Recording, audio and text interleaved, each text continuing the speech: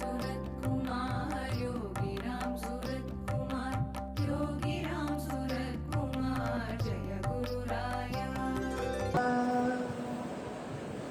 Bhagwan Yogi Ramsuratkumar ki jai. Sarvam Yogi Ramsuratkumar Ashram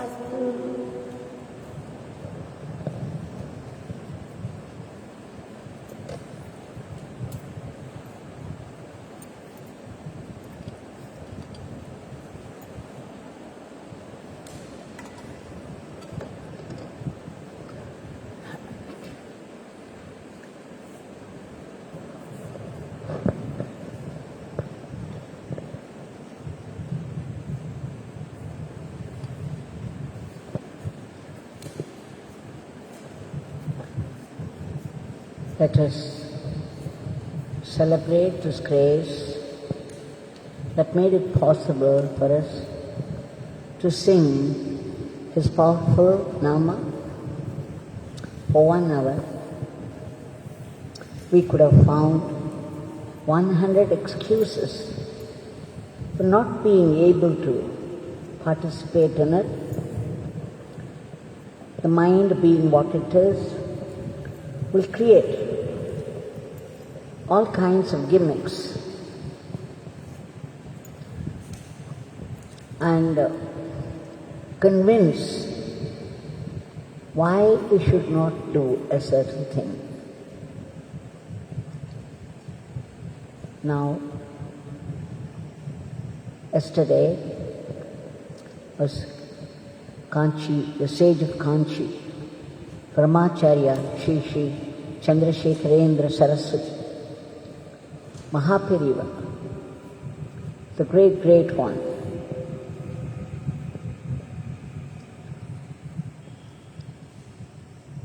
Was born on that auspicious day, so it was the Jayanti day. And we could not talk much about it, we could not recall. Yesterday, but today we have some time.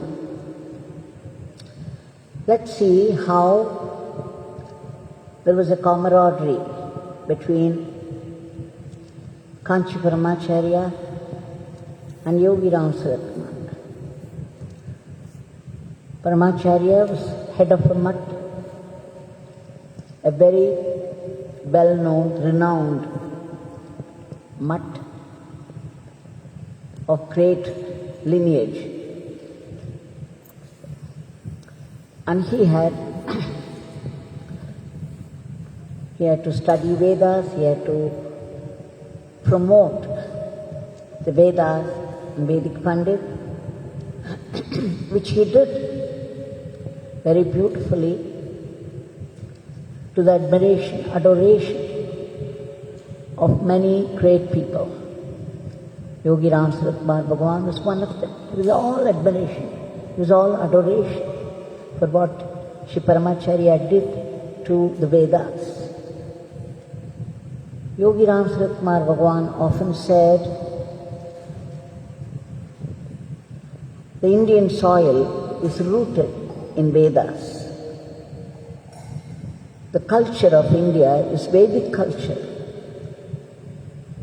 and is based upon dharma, of what one should do, what one should not do, and what the purpose of life is, and how to lead a very worldly life with the underlying current of the divine remembrance. How we could connect everything about our life with God and enjoy the fruits of our dharmic activities. Now, yesterday we saw 1 or 2 incidents. Today We shall recall one or two. I remember in Sudama, Sri Chandramauli, he had come, and when he came to Bhagwan in Sanadi Street, I remembered studying somewhere, reading somewhere, how Paramacharya praised Bhagwan in one sentence. I wanted to make sure that that was the truth. So when Chandramauli ji had come there, I took permission from Bhagwan and then asked Shri Chandramauli ji how he approached Paramacharya and what he said. Bhagwan gave me permission to ask him, and Chandramauli ji said, when I wanted to come to Tiruvannamalai for darshan of Yogi ji, I mentioned his name to Paramacharya, and Paramacharya said, raising his hand and pointing to the sky, "Oh, they are all above there. They are all high above us." As soon as Bhagwan heard this from Chandramauli ji, his eyes filled up and there were tears in his eyes, and then he said, "Devaki, do you see how kind of Paramacharya to have said that? How kind he is to this dirty beggar. Just see how humble both were, how they lowered themselves to put the other on the pedestal." This is the quality, the divinity of Mahatma. They have all the power in the world, and yet they would pretend to be a nobody.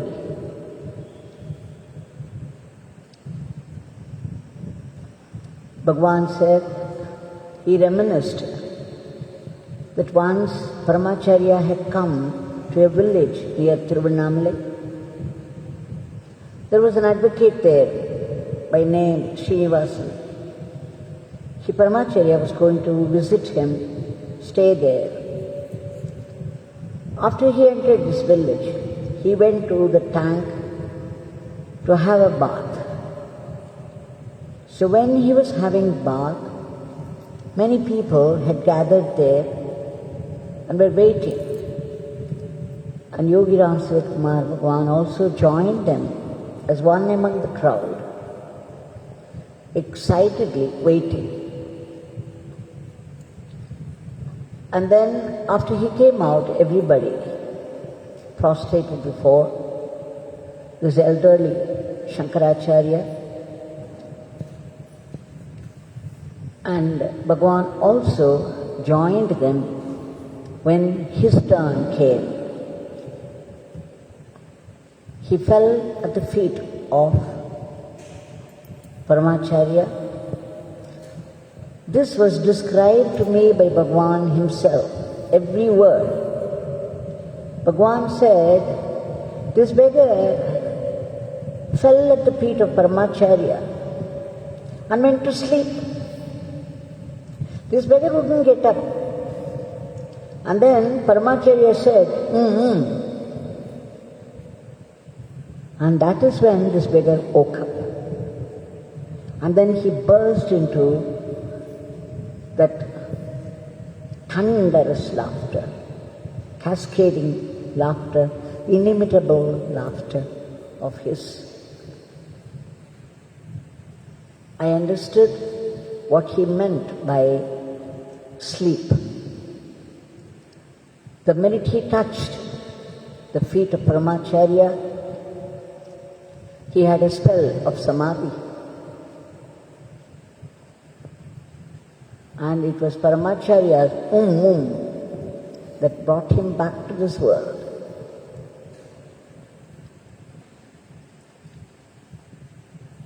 Now, long before this Maitreyan Bhajata became, I wouldn't say popular, it was popular already, but it was not sung so frequently as one sees nowadays. For the past few years, it has very much come to the fore and being sung everywhere. But in the late 80s and early 90s, Bhagwan asked us to sing.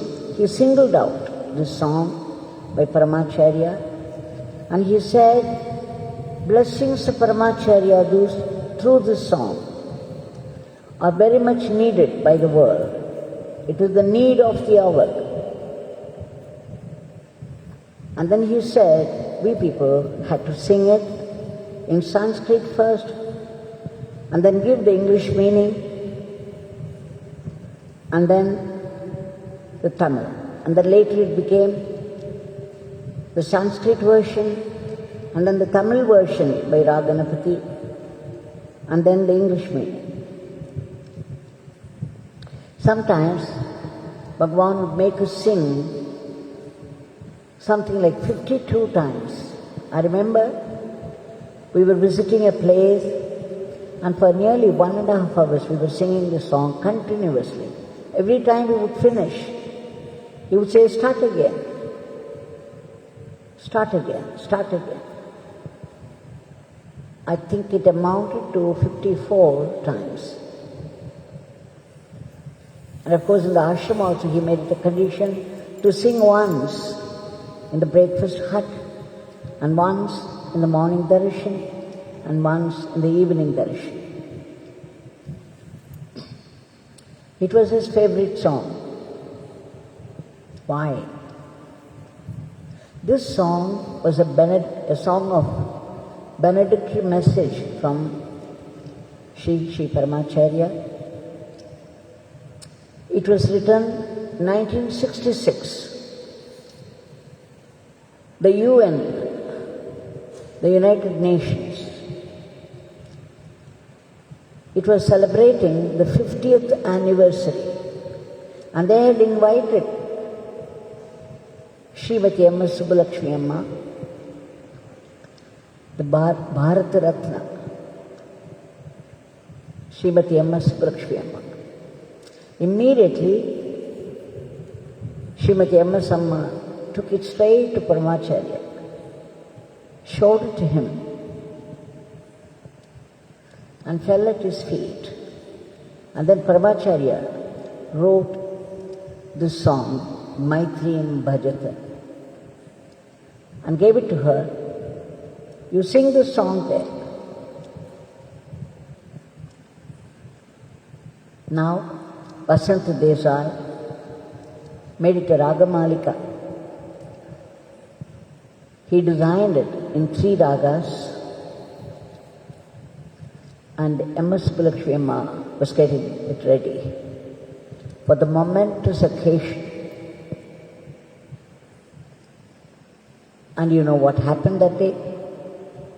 When she was going, the day of the song, the World Event Day, she had a very bad throat. And what was more, she had shortage of breath. She was trembling with fear. My God, what if I go and spoil this? What a message. It is the great blessing of the great Acharya to be presented to the entire world. And here I have a bad throat and I am breathless. How am I going to render it? She panicked. Even after she reached the stage, she was not sure how she would render it. She was trembling with panic, and she prayed to Paramacharya himself. She started my theme. And then the miracle happened. She regained her old charming voice, and it sounded sweeter than ever. She sang in full swing. Every delegate there was already given a translation of the song. So with that, when they heard her sing, the effect was electrifying. When she finished it, people had tears in their eyes. The delegates, many, many delegates, some of them were sobbing, some of them had tears trickling down their cheeks, and some openly wept, completely moved by the profundity of the song. And there was a standing ovation. It's somewhat similar to how Swami Vivekananda exploded his message upon the Parliament of Religions, and the standing ovation he received unexpectedly. When the divinity calls out, bursts upon the world with its mighty strength, these momentous events become history. So you see, it is very profound, and I thought we could just go through the meaning of the few lines of the songs, depending upon the time. One of the sentences, we had already seen, Dhamyata Datta Dayatvam Janata. We had seen it the other day. Now we should start with the first one. It says, Maitrim Bhajata Akhila Hrijayatri. Maitrim is friendship. Bhajata, meaning you could say practice. Practice, cultivate friendship. Akhila Hrijayatri, to win over the hearts of everyone. The hearts of all. To conquer the hearts of all. Cultivate friendship. What a beautiful lyric it is. He says cultivate, because the human mind being what it is, it's very difficult to exercise love without any expectations towards others. We so naturally love ourselves the most, but when it comes to others, always, there is some expectation behind it. And if people don't come up to that expectation, the friendship breaks down. We cannot be blamed, because that is the way we have been designed by the Divine. The Divine has put the ego in all of us, and the very nature of the ego is selfishness. We can only show selfish love towards other people, which is what we call attachment. But the true love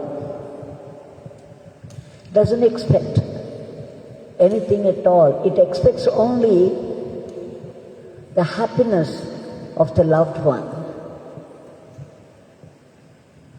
It finds its happiness in the happiness of others. So how can we develop this love? How can we practice, cultivate this love? In my practical experience, I have seen this.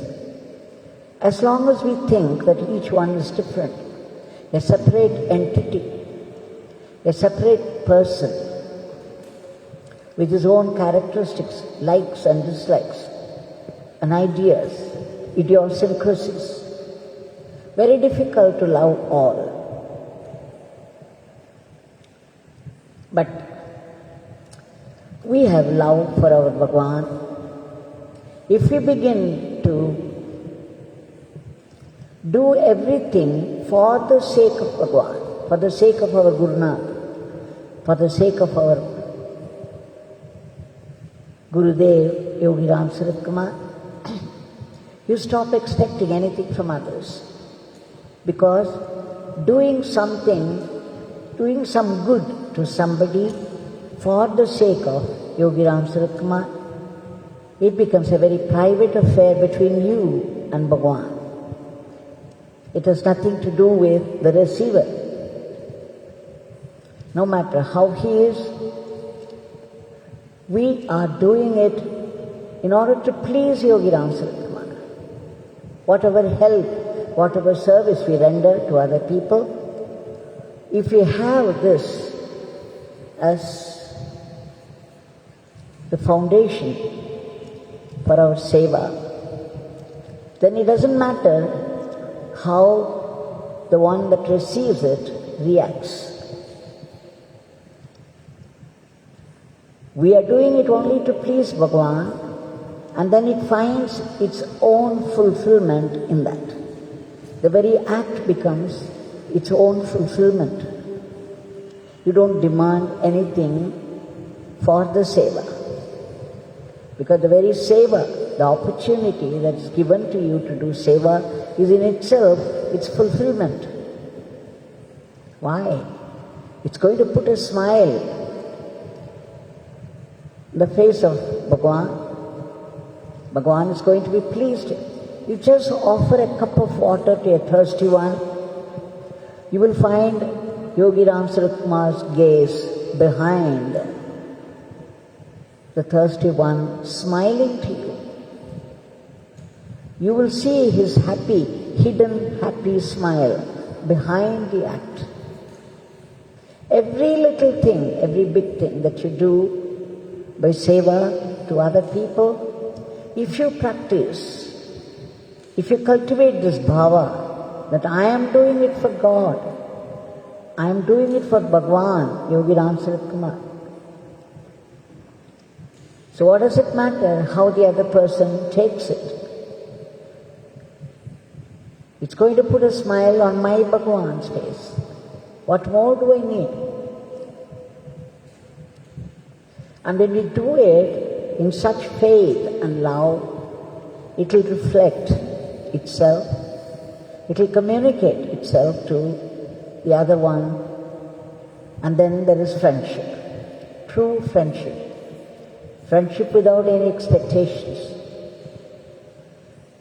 not based upon selfishness. But this love has to be cultivated consciously.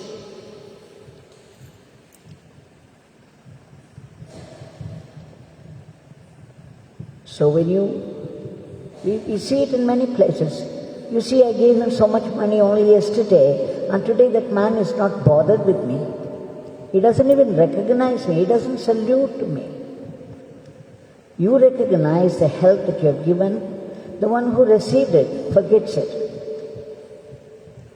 Recently I said what Swami Shivananda of Rishikesh said when a foreign reporter asked him, what is the difference between man and God? Pat came the reply from Swami Shivananda. God gives and forgives. Man gets and forgets. So we all get everything from God and then we forget. We forget to be grateful. So if you think you are the giver, you will always be disappointed because the receiver may not respond the way you expect. So the only way to avoid this negativities is to do everything for the sake of God, for the sake of our Gurudev, our Sadguru, Bhagwan Yogi Ramsuratkumar.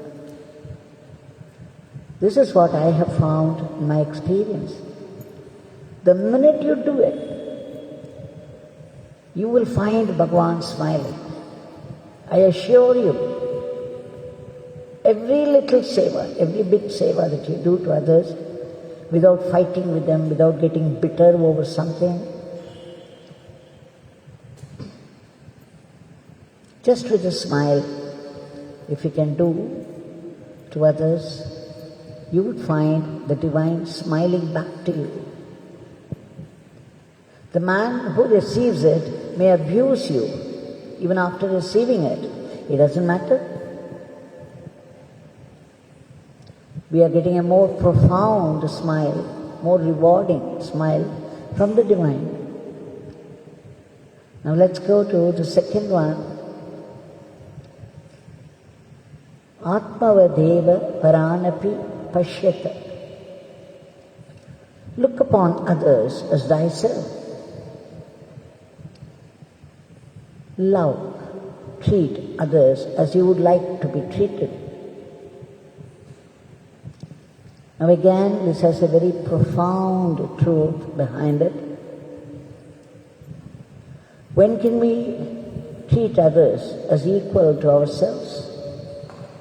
When can we look upon others as equal to us? It's only when we know the foundation truth behind this. There is only one divinity. The other day I was saying that in each one's heart, in each jiva's heart, there is this Paramatma, this pure awareness. It is Prajnapurvak. Paramatma is seated right in the middle of the Jivatma. The soul of the individual carries this Paramatma.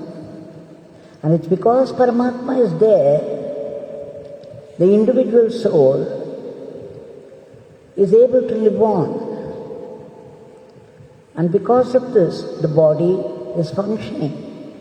Because of the presence of the Supreme inside us, there is breath.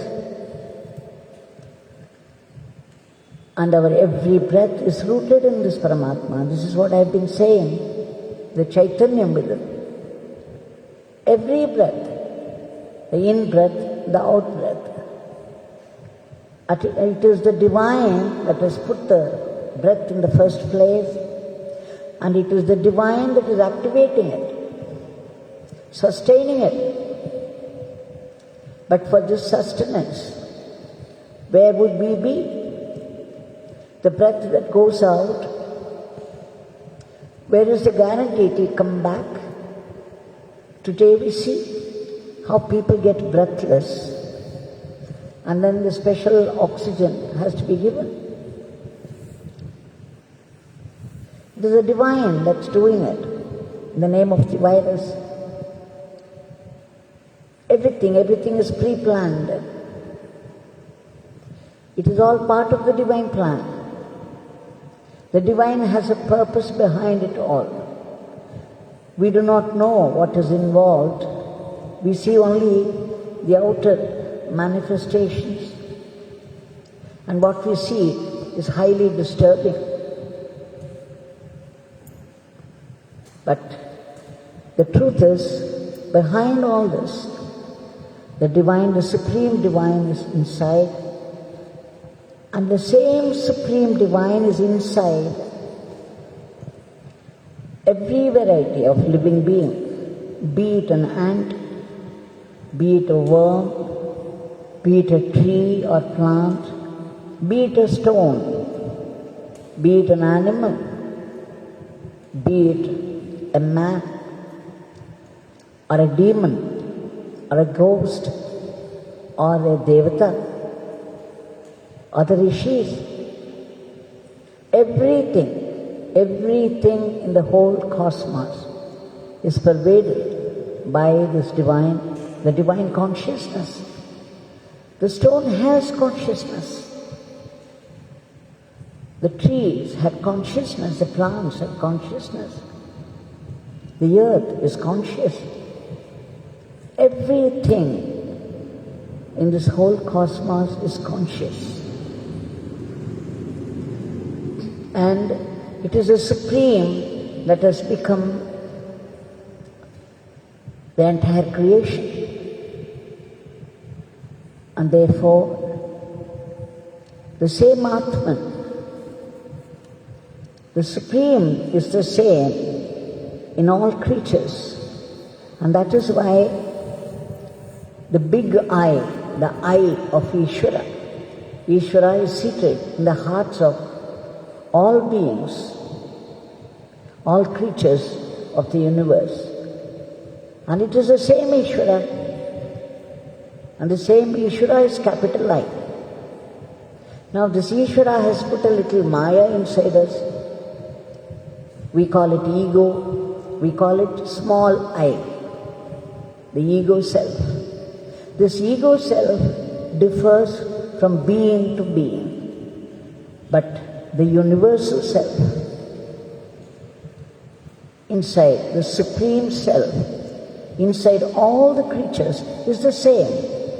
It's the same in an ant, it's the same in a stone, it's the same in the most dirty, disgusting creature.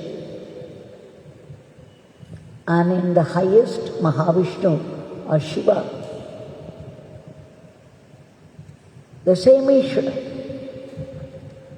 And therefore, if you can remember this, that the supreme that is activating my body, that is activating my breath, that is activating my brain, is that supreme that is activating every other being also.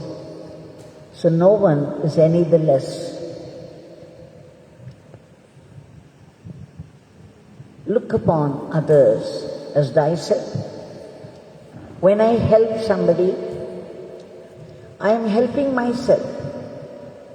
When I find somebody happy, it is my happiness. When I find somebody suffering, it is my own suffering. Why? When I identify myself with the big I, the universal self, the Ishvara within me, as the basis of my very life, as the basis of the other lives, all are equal. And therefore, look upon others as thyself. Meaning, when somebody is suffering, put yourself in that situation and see how you would suffer. And then feel for the suffering and rush to help as much as you can. When someone gets an award, a reward for their accomplishment, put yourself in that, how happy you would feel. So celebrate their happiness as well. So this is how we identify ourselves with every other being and feel intensely their feelings, their miseries and joys, and react accordingly, bonded in love and brotherhood. This is the need of the hour. We see frenzied passions, killer competitions, violence. The world culture, we are talking about this coronavirus, how it is taking lives, how lives and livelihoods are getting affected. But this virus, the virus of the Western culture, the world culture, is now afflicted with competition, killer competitions and violence. There is no sense of brotherhood at all. There is no sense of love. So this song is very much the need of the hour, and Paramacharya had released a huge blessing upon the world by writing this lyric and making Srimati M.S. Amma sing on the world stage. Now that blessing is continuing to pour more and more blessings upon people wherever the song is being sung.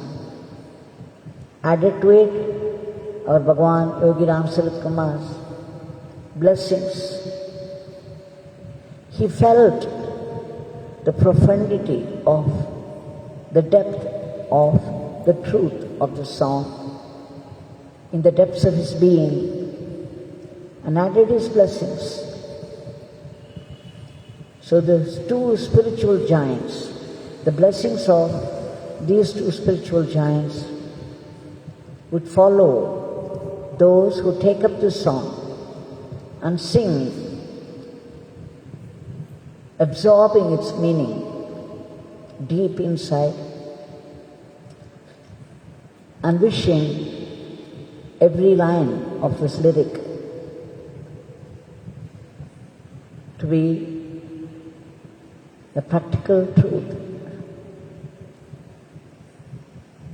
So let's remember that we have to cultivate love. You can even pretend a love that you don't feel. Even this pretension of love is no hypocrisy, because love is a divine quality, so it becomes sadhana. And treat others as you would like to be treated. Look upon them as your own self. Put yourself in their situation and feel for the fellow beings. Now to this Bhagwan, who blessed this song again and again by making us sing.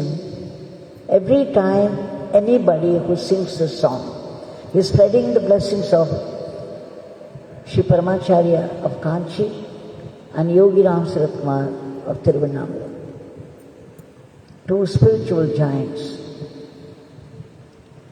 Now Bhagwan Yogi Ramsuratkumar is here in front of us. Let us appeal to his generosity.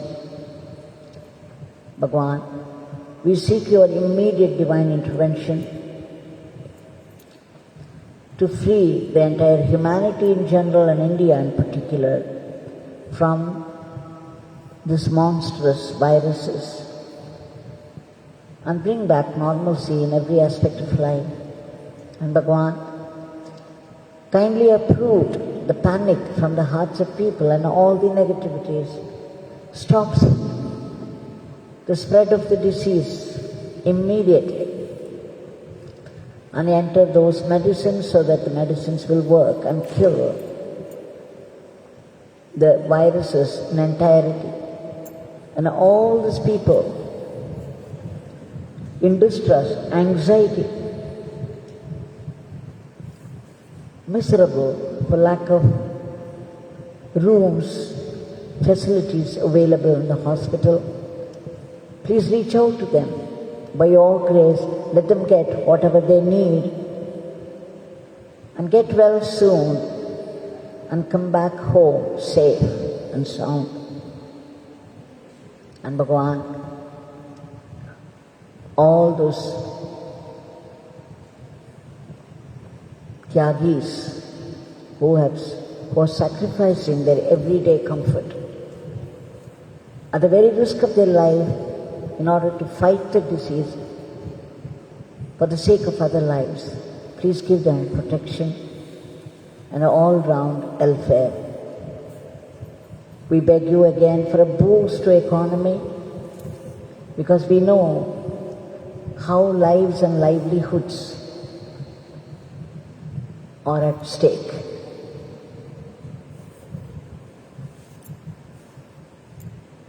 Bhagwan, above all, if we have to understand and be rooted in the benedictory message of Paramacharya of Kanchi, we need a huge blessing from you. Please bless us with constant remembrance of your name. Please bless us with the right attitude to life. Please bless us to be a good instrument in your hands, and that with gratitude. And above all, give us that purification, that purity of heart, from which we could see only your presence and blessings in all incidents of life. Jai Yogi Ramsuratkumar.